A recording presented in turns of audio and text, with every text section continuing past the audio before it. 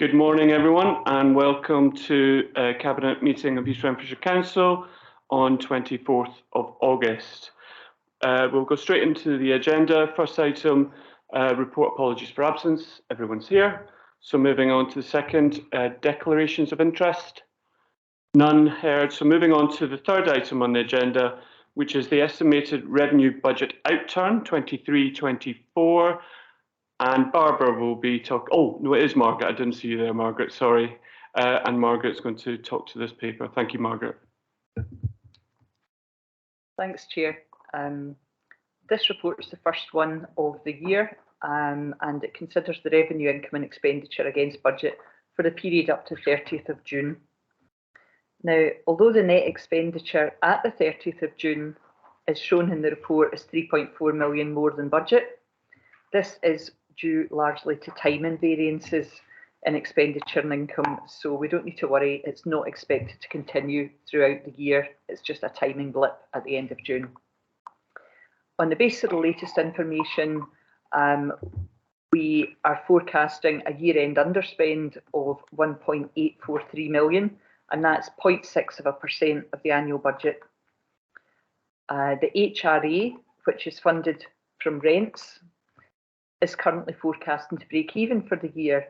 So the underlying position when we adjust for the HRA remains the same for the general fund, the rest of the council. It's still 1.843 million of an underspend. Now the reasons are set out in the report in all the departmental sections for the various variances, but the major variances relate to a welcome reduction in utility and food costs, together with continuing increased investment income as interest rates are remaining high at the moment. Several departments are also carrying vacancies, which are adding to the forecast underspend. And present information also suggests that we won't have to use all of our centrally held service restructuring budgets. We did create some additional special reserve to help with such pressures, so that should help with our revenue budget. However, all the favourable variances that I've just listed are partly offset by a forecast overspend in the HSCP, and that's due to increase in service demand compounded by pressures relating to some staff absence cover. So the report gives more detail in all of those areas. And I should say that the position that I've just outlined relates to normal operational budgets only. We also expect to cover just over £6 million of ongoing COVID pressures in the course of the year, but these are going to be addressed using earmarked COVID reserves, which are funded from government grant resources that we received in previous years. I would stress this is the first report of the year, so it could be subject to significant change as we go through. For example, if the current year's local government staff pay award, which isn't resolved yet, is settled at a significantly higher level than has been allowed for in the budget. We'll continue to bring reports on the position as we go through the year, and we'll be updating those forecasts in all of the reports to Cabinet. So at the moment, I would just invite you to approve the budget adjustments that are shown and set out in the notes to the tables, and note the current financial position, and that we'll be bringing you further reports as the year goes on. I've got Paul Parsons with me, who's a principal accountant who drafted most of the report. If there are any questions, he'll help me answer them. Thanks very much, Margaret, and welcome, Paul. Over to members. Any questions you'd like to raise? A couple of comments. Margaret, thanks very much for this report. Paul, thank you very much for this report. Very helpful to see what the full year is looking like. And it looks as if there's some good news at last on the inflationary side in terms of energy and food that you refer to, which is most welcome, and hopefully we'll see ongoing benefits of that into next year as well, so that's good. I'm glad you flagged the issues with HSCP and service demands there. That's obviously serious and something that us in the council collectively need to look at and understand how we're going to help address some of the challenges that they're facing. But this is a very welcome report, much better net position than we were expecting. So we should acknowledge that, and that is very welcome given all the financial pressures that the council has been facing. So we'll take whatever relief we can get from those numbers. So thank you very much. So if there's no other comments, if we can recommend that we note the forecast, members recommend note that the forecast underlying general fund operational underspend of 1.8 million, note the continued financial pressures on operating services, and members approve the service environments as outlined in the report. Have we all agreed with that? Great, thank you very much, Margaret and Paul. Moving on to the next item on the agenda, item number 4. Oh, sorry, before I do that, I forgot at the start of the meeting to welcome Stephen Quinn, our new Chief Executive. Apologies for that, Stephen. You know, you've been here 2 weeks and we just assume you've been here forever. So, so welcome, and look forward to working with you over the coming periods. So moving on to item number 4, which is financial performance for the year end 31 March 2023. And again, this will be a paper from Margaret. Thank you, Margaret. Yeah, thanks very much. Barbara is actually going to present today, as Barbara oversees the entire year end exercise for the council. But before I hand over to her, I just once again wanted to record my appreciation of all the work that's been done by not just Barbara, Paul and the rest of the accountancy team, but all the other people across all the council departments who allowed us to submit our unaudited accounts in line with the statutory timetable. And since then, they've been working incredibly hard, and I'm delighted that we've been working well together with our new external auditors, Ernst & Young, so that we're now very close to finalising the audit, and we hope to be able to sign off the audited accounts by the target date of the end of September. We're very close to determining that this week. So many councils won't be able to do that. So it's just positive that we're still aiming for that. And with that introduction, I'll pass over to Barbara for the details of last year. Thank you. The report outlines the unaudited financial results for 22-23, comparing the outturn position with the final budgetary control statements made to Cabinet in April, and confirms the financial results as emailed to all members back in June. Once again, the report demonstrates the continued excellent financial performance of the Council. Its financial affairs have again been well managed, with all the general fund departments maintaining outturn spend within budget. The Council achieved an improved position to that budgeted for of 5.622 million after taking account of the budget drawdown of 5.253 million. This enabled 5.6 million to be allocated to earmarked reserves to address the current pressures faced by the Council. The Council's non-earmarked general reserve has a balance of 6.541 million as at the 31st of March, representing 2.3% of the net revenue expenditure, which is within the Council's reserve policy to hold a minimum level of around 2% and an upper target of 4%. The position reported at period 10 was an underspend of 2.6 million, and an improvement of 3 million by the year end was achieved, mainly by improved income generation, including interest earned on investment deposits and higher council tax collection arising from new build completions, both of which were confirmed at not long before the year end was finished, and along with staff vacancies and contract savings. The report also details the devolved school management funds held by each school as at the 31st of March for members to note. The housing revenue account recorded an operational deficit of 69,000, resulting in an accumulated HRA surplus balance carried forward of 1.798 million. The Cabinet is invited to note the satisfactory outturn position for 22-23.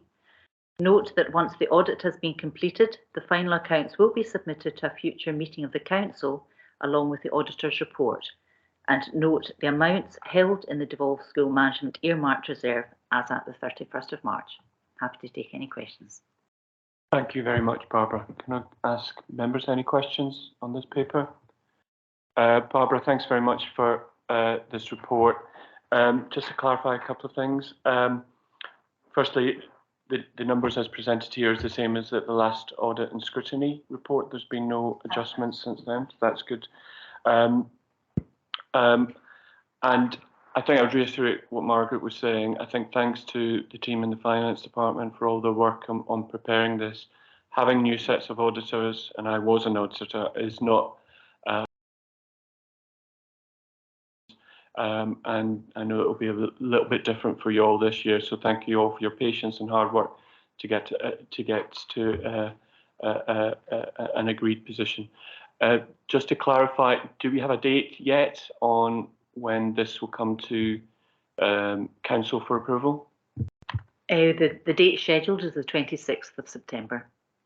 So we're sticking to that for now. At the moment, At the but we have moment. a clearance meeting today, so Oh, right. all will be Good luck. determined. Fingers crossed. Fingers crossed. So thanks for that. Again, Barbara, this is a very welcome report, particularly in relation to the reserves position as we went into the budget for 23-24. Again, we're in a much better position than we thought we were going to be this time last year. So that is welcome. I accept a lot of this improvement in reserves is really of a non-recurring and one-off nature, but it's welcome regardless. So with that, if I can ask members to note the outturn position compared to previous budget control report. Note that once the audit's been completed, the final accounts will be submitted to future meeting of the council, along with the external auditor's report, and note the amounts held in the devolved school management earmark reserve. Are we agreed on that? Agreed? Thank you very much.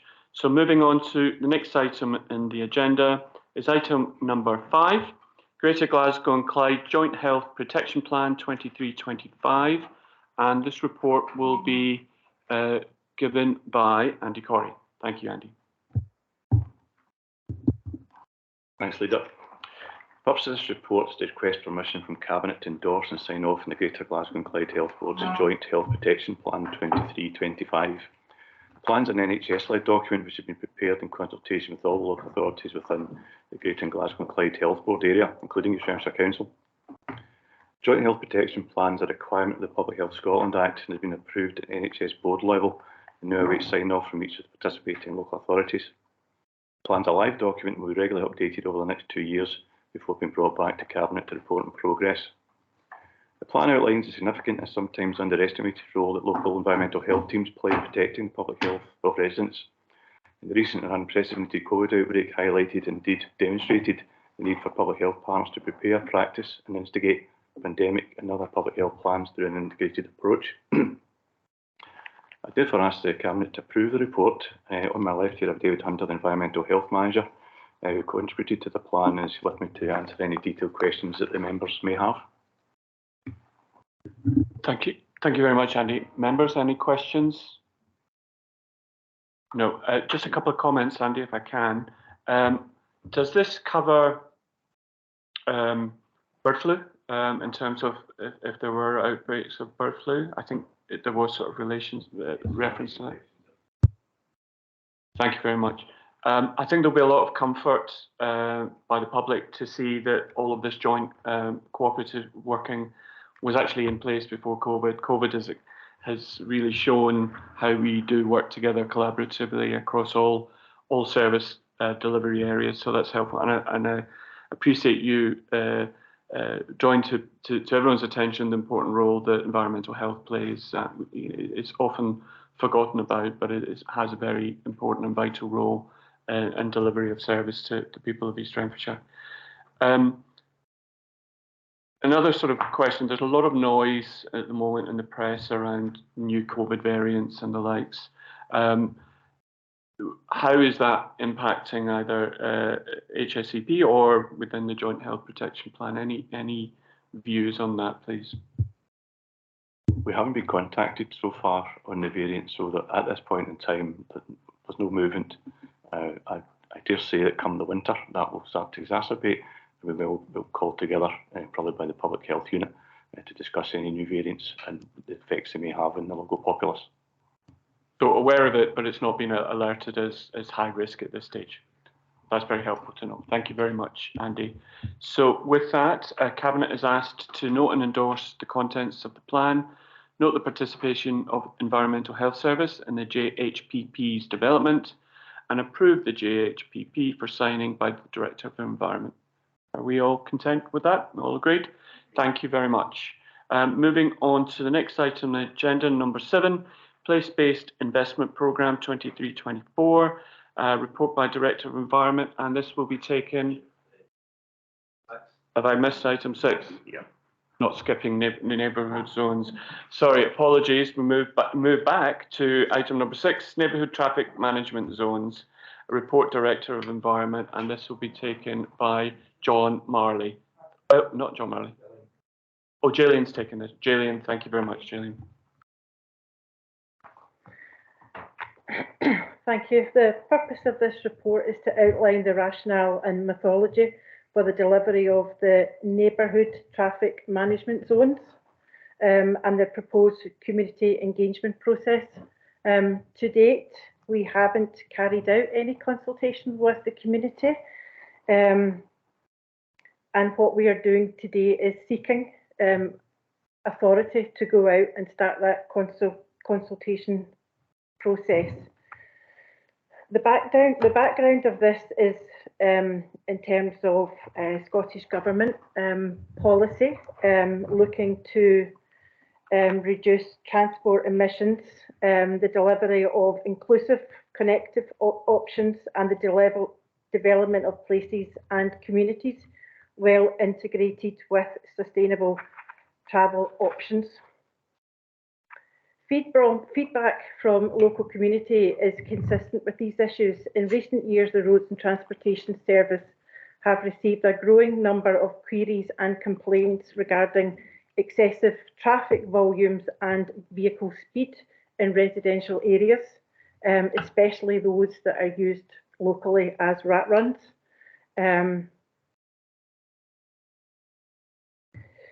During 22-23, Transport Scotland also asked local authorities to carry out the assessment of their network to understand potential ways to introduce 20-mile-an-hour zones in mainly residential and non-commercial areas. This would require additional interventions to mitigate speed and traffic flows. The approach that we are seeking consent for is the zonal approach, as we call it. So that is considering interventions in a relatively small area to reduce unnecessary through traffic in areas that would benefit from lower volume. We'll also be specifically looking at those areas that include a school, and the school will be looked for interventions very closely, and we'll discuss that with education and local head teachers as well. The 70 zones that we have identified have a variety of profiles, so there is not one fit that fits them all. They'll all have to be looked at separately. We anticipate the implementation of schemes over a five-year timeline, and that is subject to funding opportunity and availability. The 15 zones selected per year will come from all 5 council wards to maintain that the road service have a manageable workload. In terms of consultation, as I said earlier, we haven't actually had any consultation as yet. We propose a consultation branded as East Rend Decides, which is part of the participatory budgeting exercise. All households within a zone that we are looking at selected for that year will receive a letter with a link to the Commonplace platform.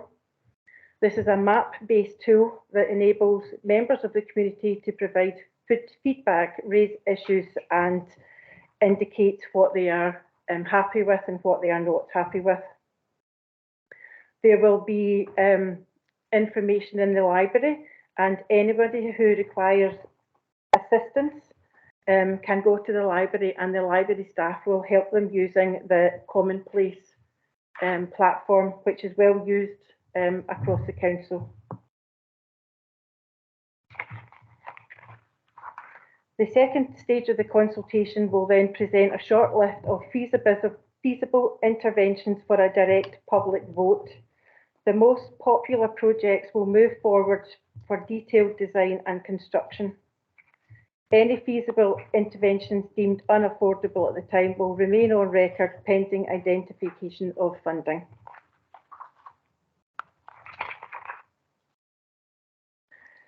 In conclusion, the East Rend Decides has been designed to empower residents to shape the future of the local streets. The proposed scheme represents a targeted intervention to mitigate the negative impact of road traffic on local communities and safety. The Cabinet is asked to note the context for this project and rationale, approve the zonal approach and the two-stage public engagement process, East Rend Decides and the participatory budget voting. Thank you. Thank you very much, Gillian. Can I go over to members for questions, comments? Would you like to come in, Councillor Anderson? Thanks, Chair. Thanks, Gillian, for presenting that. Looking at the process, I think actually you have put in a considerable amount of time and effort and thought into how to properly consult people, and I get a sense that this is effectively then the first stage is like a pilot almost. And in terms of like the process, will you seek to amend it or fine tune it, you know, progressively as it goes along to recognise, you know, as you mentioned, the stakeholders, so that everyone has a voice, and then whatever is carried out is appropriate. Is that? Absolutely, we will refine as we go through the process. But I think it's very important because already there's beginning to be feedback from people, and I don't think they've actually, really important that you look at the detail of what you're proposing, because I think already there's some objections or discussions about, sorry, yeah, okay, I'll let the leader pick up the rest of it. Any other comments? A few comments. Gillian, I really welcome this report. I know there's been huge amount of work that has gone into the preparation behind this. I welcome this really, not from a personal perspective, but I know the huge numbers of requests that we are receiving, and I'm sure all members will agree, about local traffic issues. It's a real hot topic for people, and it's great to see that we've got a means of engaging on a methodical basis with our residents to deal with issues that they're facing. So I really welcome this. I follow on from Councillor Anderson's point about learning. This is a hugely ambitious project over 5 years, right? And I really welcome that ambition. But earlier on, it might take a little bit longer to make sure that we know how what works, what doesn't work, and that we get it right, so it's faster and more efficient going forward. And that includes consultation with members and learnings from that. So I applaud the ambition, but you know, don't get carried away in thinking that you have to deliver everything immediately. Do it right rather than do it rushed. So really welcome that. Also welcome the focus on schools. This is again a real hot topic for people to have for the children to have safe routes to schools. Yep. And again, rat runs comes up constantly. So it's good that we are going to be looking at that properly, and we have done, but that we're actually going to engage on a zone by zone basis to just really address those sort of issues. On consultation, Councillor Anderson alluded to input we received. We have received input from overnight, so it's very short notice from Giffnock Community Council. Concern about the method of consultation. I think, as we've said here, that we'll address a number of those issues. The letter is a draft still letter in terms of consultation, and that will be refined. And they've asked for a meeting, which with officers, which we're happy to do, as we would do with any community council, to really run through these proposals so that we are clear on their concerns or issues, and that we're able to give them some comfort that we are completely listening to what people are saying, and we're doing it in a fair and equality-based approach. So that's all very welcome. To the point of the ambition of this, and we welcome that. Will we have a checkpoint in the cabinet in terms of how this is progressing? Perhaps in a year, have you considered that at all, or is that something you want to have a think about? That's actually, we think we would probably do a kind of quick check every 6 months of the project, because we would anticipate that some areas will get a lot more consultation than others. There's areas where there's concentration of town centres, primary schools, secondary schools. So we actually don't know how much consultation responses to the consultation we'll get back. We're obviously doing it later in person and through the platform, the Commonplace platform. So it's relatively complex, and we will need to make sure that we capture everything. So yes, I would think 6 months to a year would be an appropriate review period to see how we're getting on. That's very helpful, and I think we'd all appreciate that sort of checkpoint to see progress over time. So that's great. Katrina McCauley. Yeah, just to further say, but I think we've agreed board members as well.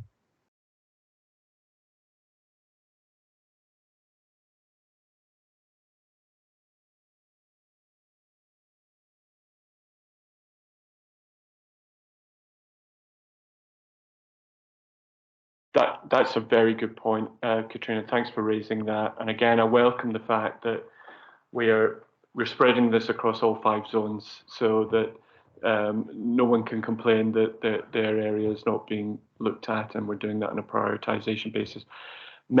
All members, regardless of party, are receiving these sort of issues on local traffic. So I'm sure they will all have opinions on that, and would really be delighted to be involved in those sort of ward member consultations. So very well done, Katrina. Very well done, Gillian. Appreciate the paper and the hard work that's gone into getting it to this stage, and we look forward to seeing how this rolls out. So thank you very much. Sorry, just the final thing. Actually, one of the officers has already attended the Chair of Parent Council meeting, which was, we actually had to get thrown out of Barrhead High School. It went on so long. It showed you the participation at the parent councils in particular were really anxious, because one of your staff, one of the Johns, I can't remember which one, came along to it. Oh, was it yours? It wasn't you, I don't think. Sorry? Yeah. And we had a lengthy discussion, and the whole idea of it being actually being almost bespoke for each school, because they all have their own different circumstances, roads, systems, etc. So I think that was very useful, and the continuation of that, I think, would be a good feedback for yourselves. So with that, can we go to the Cabinet is asked to note the context of this project and rationale as outlined, approve the zonal approach and proposal for phased delivery of interventions, approve the approach to the 2-stage public engagement process, which is still going through a little bit of refinement, including participatory budgeting, and note the proposed zones to be engaged for year 1. Are we agreed with this proposal? Thank you very much, and thanks again, Gillian. Moving on to item number 7, Place-Based Investment Programme 23-24, report by Director of Environment, and is Michael talking to this paper? Thank you, Michael. Okay, morning and thanks. Yeah, so the purpose of this report is to inform Cabinet of the Place-Based Investment Programme award from the Scottish Government and seek approval for those projects to receive grant in 2023-24. At a national level, the Scottish Government has allocated a total of £140 million over the 5-year period of this programme. At a local level, that represents an award of £2.34 million to East Runcorn Council, and the allocation for 23-24 is £385,000. In terms of the programme itself, in terms of objectives, it's looking at embedding the place principle, looking at town centre revitalisation, community-led regeneration, connected neighbourhoods, and adopting a community wealth building approach as well. Primarily, the investments are shaped by the needs and aspirations of local communities, also contributes towards various local, regional and national policies such as net zero, wellbeing and inclusive economic development, as well as tackling inequalities and disadvantage. In terms of this round of proposals, the Economic Development Team issued a call for proposals in January 2023 to a wide range of stakeholders, including community councils, community groups, third sector, as well as relevant council departments as well, with a deadline submission of the 7th of April. Post 7th of April, 14 applications were received for funding for this round, and the Council's Economic Development Assessment Panel, which is made up, or was made up, of 4 officers, carried out the initial pass-fail sift, as well as carrying out a desktop assessment. And that was based on the 3 main groupings of fitting with the programme's aims and objectives, local, regional and national policy fit, as well as the ability to actually deliver the projects as well. Appendix 1 lists the 8 projects that the assessment panel are recommending Cabinet for approval. In addition, approval is sought for a reserve project should funds become available. In summary, the place-based investment programme continues to provide an excellent opportunity for a wide range of stakeholders to deliver further investment in key areas in East Renfrewshire, and has also been a catalyst for ongoing community and stakeholder engagement and partnership working as well, which will then help provide direction for future investment as well as enhanced partnership working as well. So Appendix 1 provides a list of those projects that the panel deemed best placed to deliver the most benefit, and are spread across the local authority as well as being in accordance with the guidance from the Scottish Government grant offer. In terms of the asks of Cabinet, is to approve the projects outlined in Appendix 1 for 2023-24, delegate to the Director of Environment to make adjustments to the proposals depending upon the detailed costs and projects becoming available. Note previously the award of projects approved in 21-22 and 22-23, which again outlines the spread of the projects across the local authority, and note that further reports will be submitted to Cabinet in due course seeking approval for future projects in future years. Thank you. Thank you very much, Mike. I know we've got a number of questions on this to come. Who wants to start? Councillor Devlin.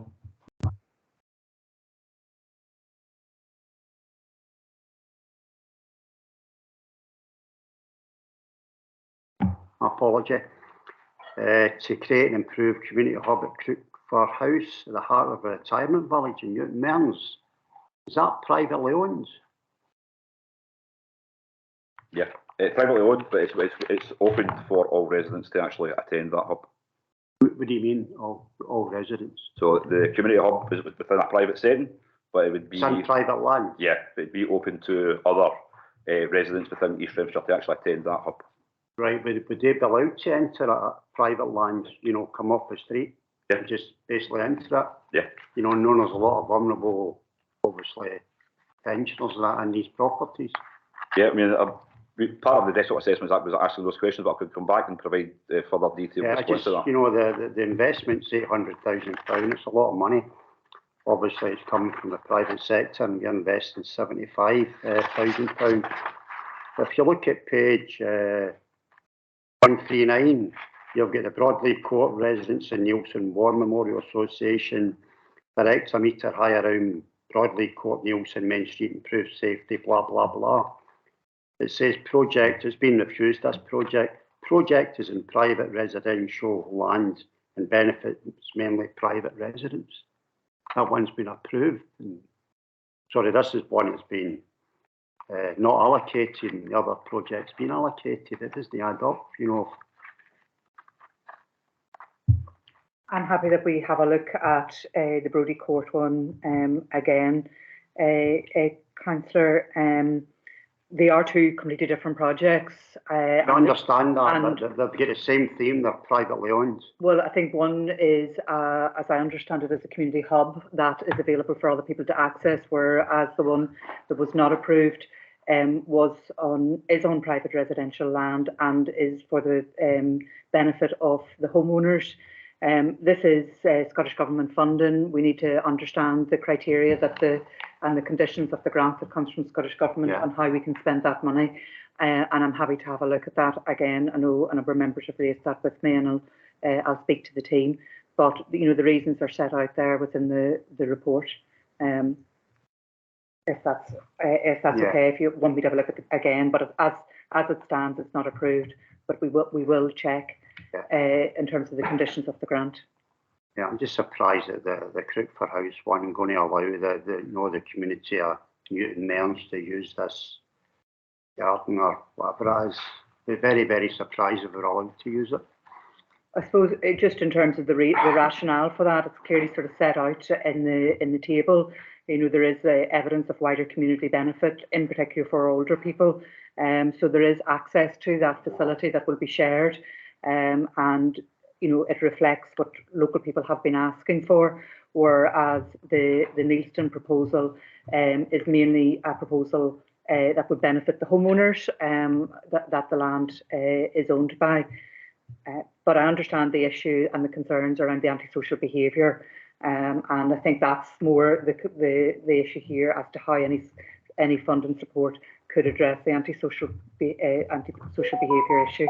So I will have a conversation with the project team, and we will look again at the application that's come in, who it's come from, and also the eligibility of the Scottish Government funding as to whether it is eligible. We obviously have fully allocated based on the proposals. So at the minute, it's not affordable based on something else would need to come out in order for that to go in. And we've obviously set out a series of recommendations for approval. So if that was to be approved, something else would need to be taken out of the programme. Yeah, just in a closing note, I hope we get this in writing from the Hugh Fraser Estate Community Hub that residents outside the retirement village will be allowed to use it. I don't know if Michael wants to come in on that. I'm less familiar with the detail on that. Yeah. Yeah, I think we'll let progress that. We'll come back to you by the end of the week on that. If I can just come in just on the Broadley Core point, it wasn't just the residents in the Neilson Warren Memorial Association. It was also raised by Neilson Community Council as well. Maybe not directly, but indirectly. And again, regarding antisocial behaviour. So I'm glad that we're going to have a look at that again and see what's possible done, and perhaps match funding, a little bit of match funding is required. It's not the biggest project in the world. If I can then move on to Councillor Pragnell, thank you. Thank you. First of all, it's great to see so many community groups applying for the fund this round. I know particularly in my ward there's been quite a few applications, which is great to see. I have a few questions on the town centre litter bin modernisation project. Fully supportive of the principle of bigger bins in Clarkston, Busby and Eaglesham, but I have concerns that should this fund be spent on this, and should this not come from capital funding? That is my one concern. One of the concerns I have. Also, the bid put in by Busby Community Council, which is to make the park at Easterton Avenue more accessible. If funding can be found from the bins by capital, could this, I know it's a reserve project, but I feel like this is very important for the people of Busby. Easterton Avenue is an area which has large pockets of deprivation, and the park has been abandoned for the last couple of years and does require work. And I know the Community Council would be willing to apply for other funding to upgrade this, but this would be a big help in the process. Also, I have feedback from some community councils and groups that when they have been their applications have been rejected, they've not received enough feedback, and it can feel sometimes to these community groups that other parts of East Renfrewshire are prioritised rather than their own part. So if they could get proper feedback if bids are rejected, then that would be much appreciated. Also, the Netherlane Stamperland Walkway, I would also like to highlight that was brought forward by the Community Council there as well. I know that was something that they'd been speaking about for several years. So just to give them credit, I'm pleased to see that's been approved. But if you could just answer those questions, that would be great. I come in first and maybe, Michael, if there's additional things. I think firstly to say, in terms of those projects that were not approved, they weren't rejected. We recognise that more development work is needed, and the team will continue to support groups coming forward with comprehensive proposals, and that will be considered in future years. So I think that's very important to say that we will, we do want to have more strong bids coming through from community organisations, and we really welcome their participation in that. That's very much what the place-based investment programme is about, is working in partnership with others. So we will continue to work with them. On the issue of bins, absolutely appreciate the sentiment, and if, in terms of having sufficient capital and revenue to do the type of neighbourhood management and standard that we'd really like to have. But unfortunately our capital programme is very oversubscribed. Margaret's very much telling me that, but we will look again at this, and if and subject to there being any capital that could support, I think it's £40,000 for the bins. Have I got that right? Sorry, it's £20,000 for the bins. Then obviously that would leave some capacity within this grant project to then look at the reserve project. Although that's £40,000, so we'd need to look at some movement. So we will continue to monitor that, and either way, the reserve project would move up next year if we don't get the available funds this year. Michael, is there anything else to add to that? Yeah, so I think in terms of the feedback to applicants, yeah, take that on board. We're trying to ask, it's public sector money, we need to ask a lot of questions in terms of sort of due diligence.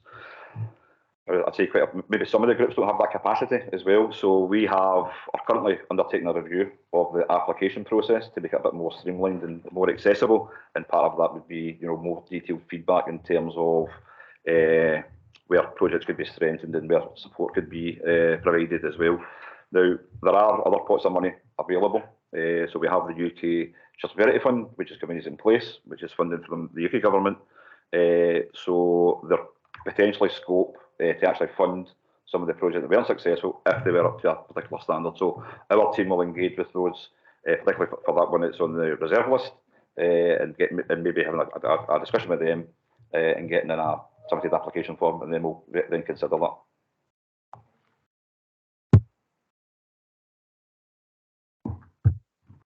Thank you, Chair. Official first question, actually, just with regards to, it struck me about the 8 local action plans and how they're chosen. If someone can enlighten me, possibly, because I see that Clarkson includes Netherley, includes Netherley and Williamwood. It seems quite a large geographical area. Whereas, Giffnock's considered on its own, Busby, etc. Yeah, so that was basically divided up by the team in terms of the sort of geographic cover and also our capacity as a team to then obviously go out and engage with the stakeholders within, those local action plans. I think there's a future paper coming up describing the rationale behind that within the local action plans and also the findings from those the local action plans as well. Maybe come back to you with more detail in terms of why those areas were actually chosen. Yeah, I was just wondering if it's based on population or whatever, measurements are taken to identify, and why some get included together, some don't. That was just a general question about that. Yeah. I'll come back to you on that one. Great, more detail. Thank you, Michael. How that was selected. And also, I noticed that as well. Initially, there was a process. So, see the list that we see where approved and not approved, etc. Is that the same list that was considered by yourselves, and then this is your proposal? Is there projects that have been taken off that we're not seeing at all? No, this is everything. So there's 14 applications submitted. We also recommended 8 for approval, others not approved, and then one was actually formally withdrawn. Right, understood. That leads on to the next question, actually, is about the fact that obviously we're talking about projects that didn't get approval. I'm assuming because there's subsequent years, these projects, if they need more evidence and have proposals, business, then they present that next year, they may get approved. Yeah, so I think we take every project on its merits. Now, in terms of those who weren't successful in previous rounds, our team will go back with feedback. We'll also take, your point there in terms of that sort of detailed feedback. We're then up to that applicant to then resubmit when that call for proposal was actually issued. Great, thanks. I'm delighted just to, I have to note that the skip round the project that I think has been approved around about the Scout Hall in Eaglesham, it's been mentioned to me by residents, that it's something that's going to transform the area, actually. So very good to see that. Final one is about bins. It's already been, sorry. Well, Councillor, that's already been raised. Is this a new point? Yes, because what's the statutory provision for bins in areas? Because I've got one area in Maidenhill where they're crying out for them, but what do we have to supply? I'll maybe try and answer that one. There's no statutory provision for litter bins. It's up to local authorities to decide the best place to site bins. So we try and get as much coverage as possible, particularly on known litter routes, particularly school routes. You'll see a lot of bins there. Some residential routes, Maidenhill just now hasn't been fully adopted, so we possibly won't have litter bins in that area until that's taken over. It's just obviously. Sorry, Councillor Anderson, that's not related to this proposal. Okay. Are you happy to take that point offline? Yeah. Thank you. I'd just like to reiterate the point about the Scout Hall and note that they have already received funding from East Renfrewshire Renewable Fund, and when we agreed that, we did know that we weren't able at that stage to fund the landscaping around it, and I know the community is, sees that as a valuable asset. It's not just for Scouts; it's much more than that. So that's most welcome.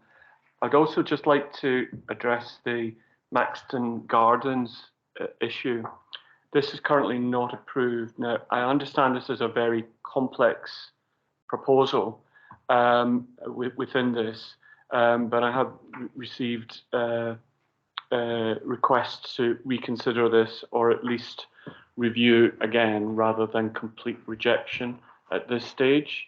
Is that something that is possible? I know there is a lot of complexity behind this case. I think I've said I will review the paperwork and essentially reassess the judgment that's been taken, but it still doesn't come away from the fact it has to be subject to any funding that's available.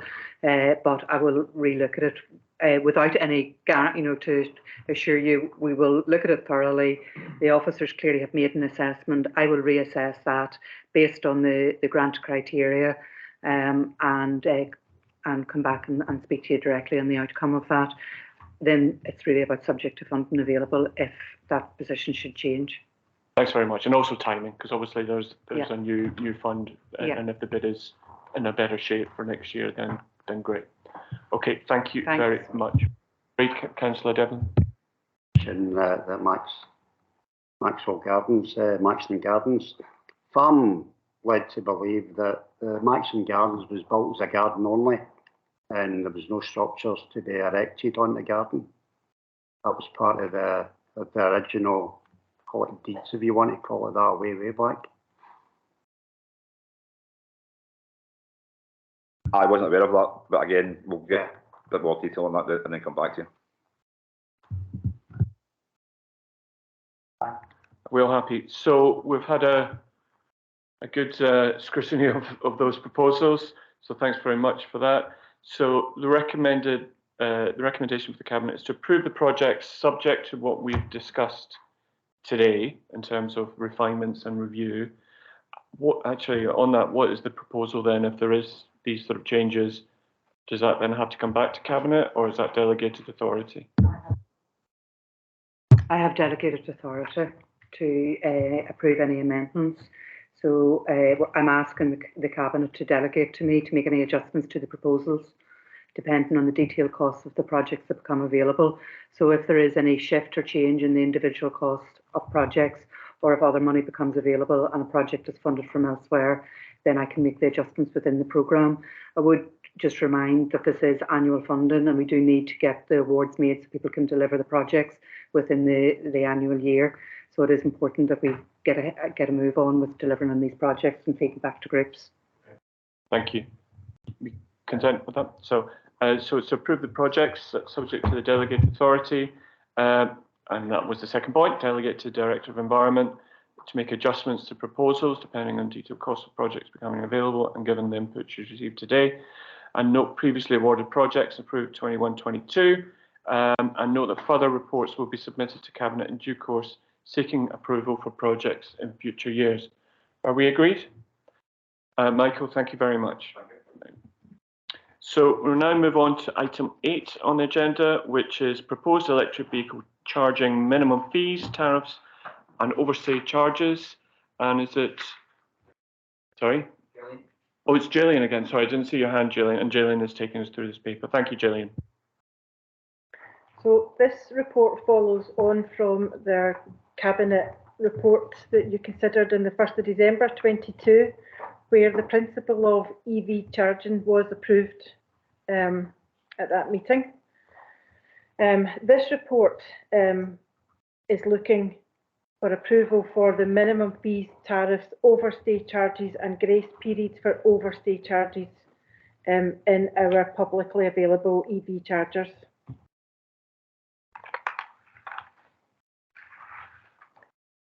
The proposed the paragraph 5 shows the rates that we're talking about, and just to indicate that these costs are matched by Glasgow City, North and South Lanarkshire, and that's really helpful because that means that we will avoid residents crossing from one council area to another to get cheaper EV, which kind of electricity. We're also suggesting at paragraph 8 that a concessionary rate for East Renfrewshire residents without access to off-street parking, for example, a driveway or a garage. And we're intending to introduce that concessionary rate later on in the year. To be eligible for a discount, the vehicle and ChargePlay Scotland card must be registered to an East Renfrewshire address, and the vehicle must be for personal use. So, and this is part of the Scottish Government's just transition from climate change. It should be noted that electricity prices and future demand for the charges is not certain at this moment in time.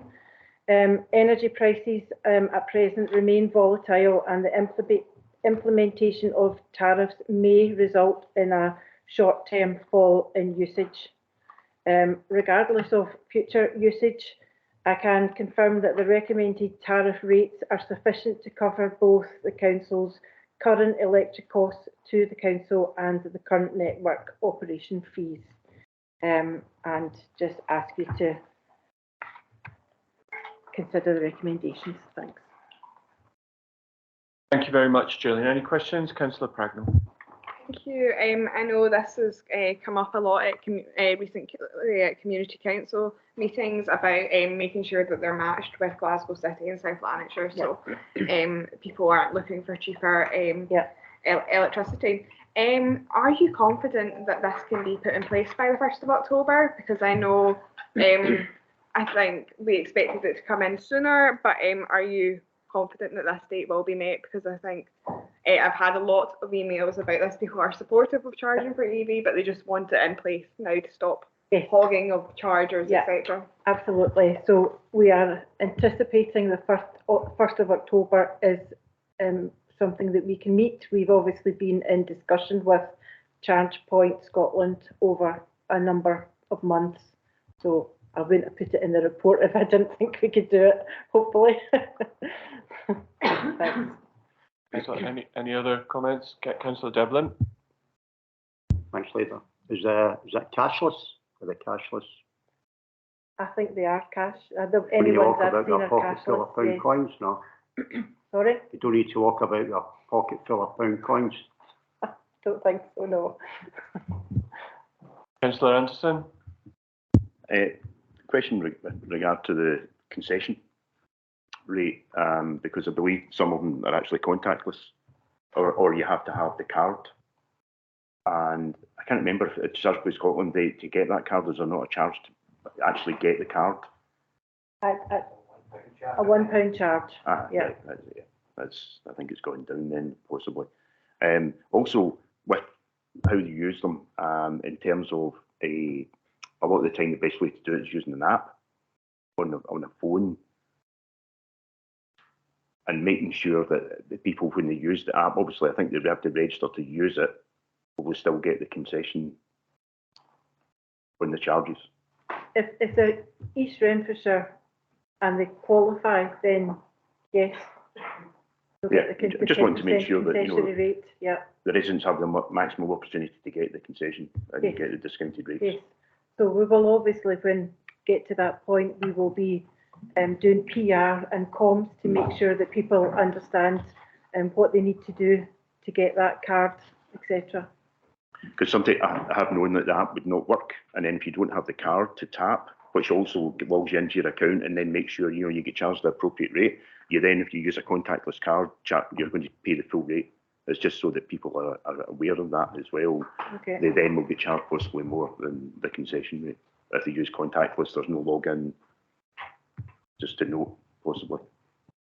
Yeah, thank you. I think that was a helpful comment from Councillor Anderson again about the practical customer use of these things, which we can't forget. Obviously, this is a policy in terms of what we're approving, but there is detail in that. And I know around the concession charge and who's eligible and how that works, there's still some discussion on that ongoing, which is welcome. So, Gillian, very welcome that we've got this report. As was alluded to, we just did discuss this in December, and we welcome this implementation. Just to be clear, in terms of the charging regime, you said it would cover maintenance costs. I think you meant maintenance costs when you were referring to, I think it was Charge Scotland on this. Does it cover our overheads as well? Basically, we won't be out of pocket as a result of this. It will cover our overheads and will leave a small profit for us to maintain the units because they frequently break down, and to invest so we can replace our older EVs with newer ones. So that's what we've achieved, hopefully.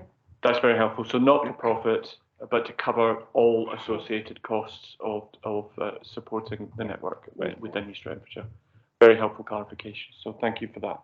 So with that, can I ask Cabinet to agree the recommendations in the report regarding initial minimum fees, tariffs and outlay charges, B, approve the 10-minute grace period, C, approve the 10% concession rate for East Renfrewshire residents, and D, delegate the authority of Director of Environment to revise or remove minimum fees, revise or remove the grace period applied to overstay charges, and to set, revise and remove concessionary rate for East Renfrewshire residents without access to off-street parking. I think that last point is quite important to give them the ability to get on and deliver without having to constantly come back to us. Are we agreed with these proposals? Thank you very much. So we're all agreed. So thank you, Gillian.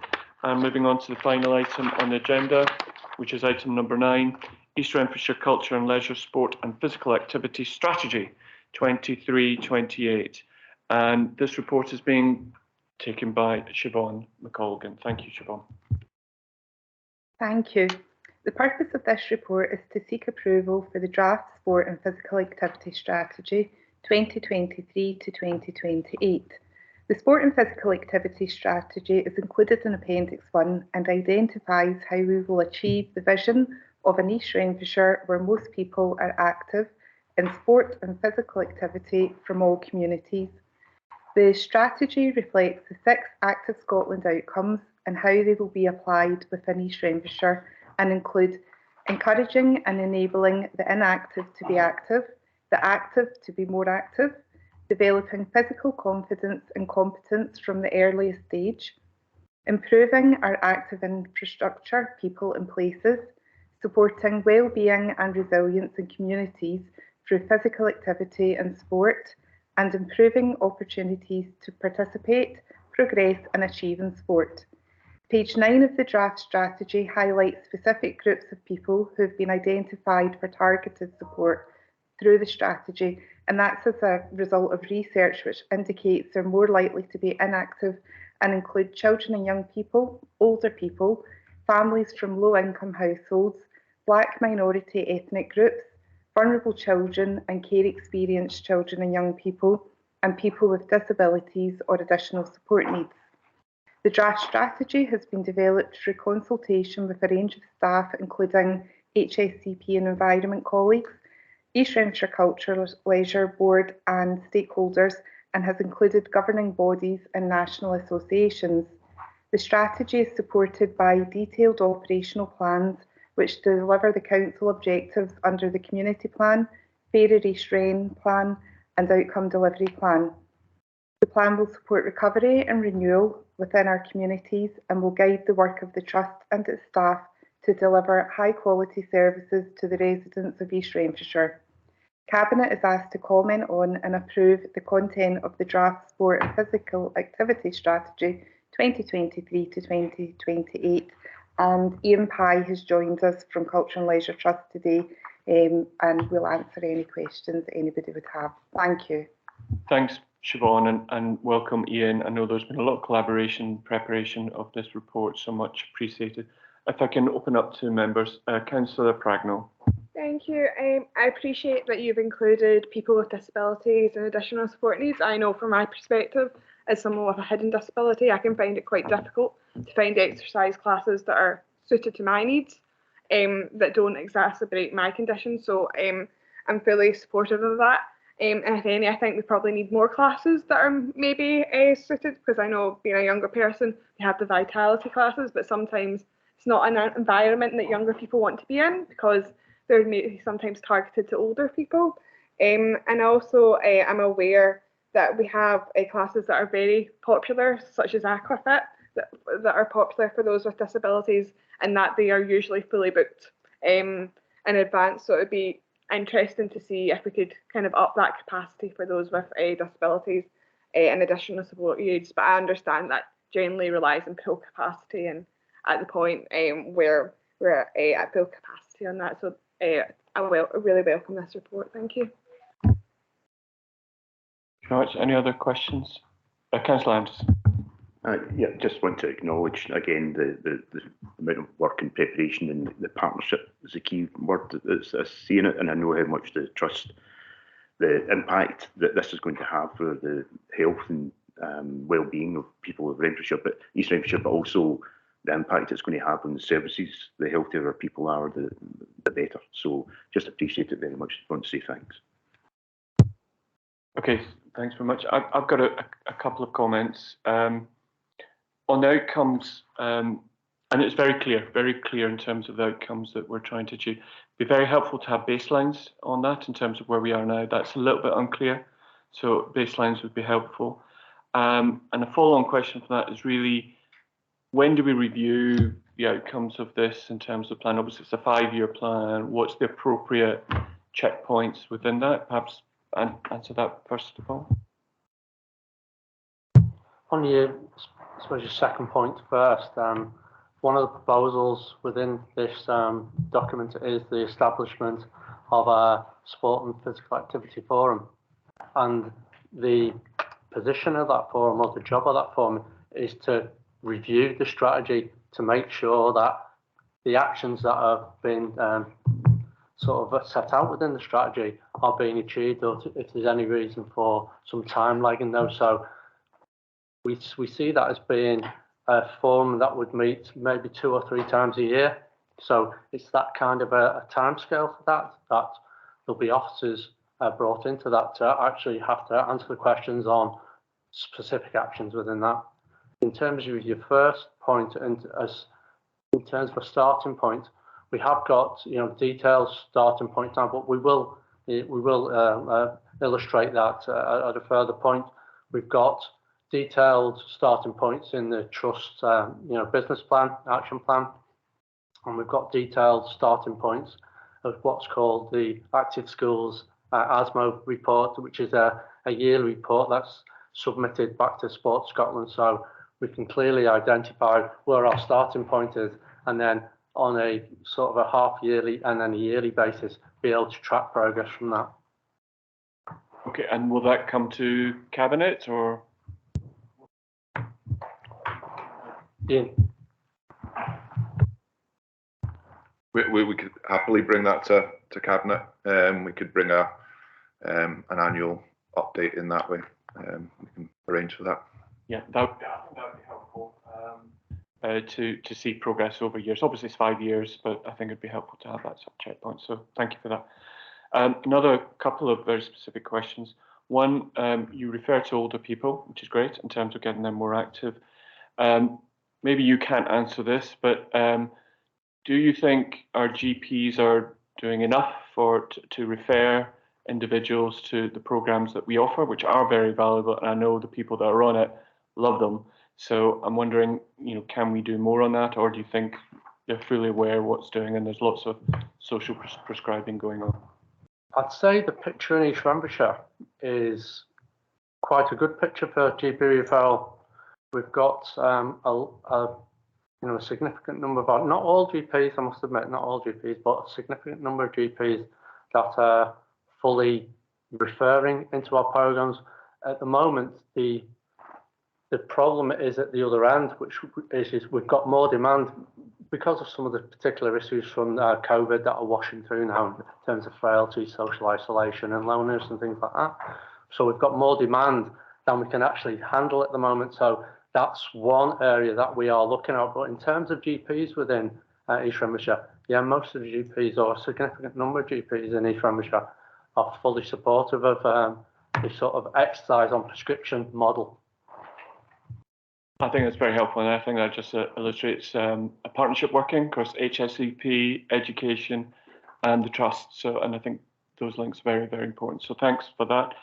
Final point, very specific, and it might, I don't know if it's St Ninians alone, and it's really about team sports for children after year 3.